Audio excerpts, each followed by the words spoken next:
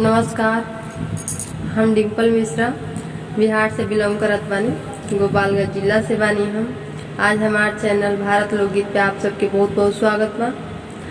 आज हम अपना चैनल पर आप सब खातिर लेके आए बनी एगो अच्छा सा प्यारा सा शिव जी के गीत सुनी सबे। अगर पसंद आए तो लाइक सब्सक्राइब शेयर जरूर कर दे सबे। एक छोटी सी मंदिर बनावल जाई, राम गुण गावल जाई, राम गुण गावल जाई जी।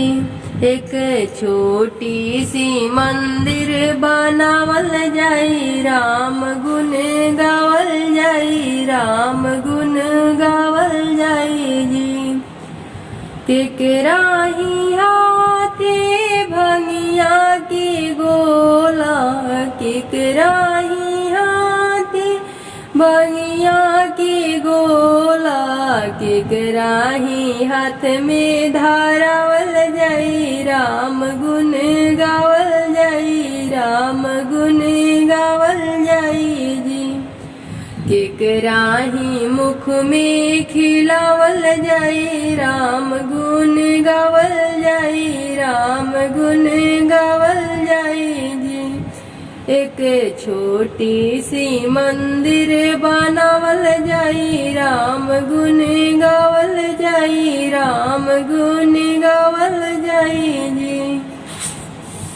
गौरी के हाथे भंगिया की गोला, गौरी के हाथे भंगिया के गोला, शिवा शंकर जी के मुख में खिलावल जाई, राम गुण गावल जाई, राम गुण गावल जाई जी।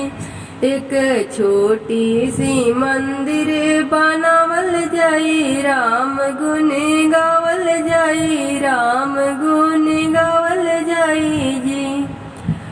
केकरा ही हाथे बसहा के डोरी, केकरा ही हाथे बसहा के डोरी, केकरा ही हाथ में धारावल जाई, राम गुण गावल जाई, राम गुण गावल जाई जी।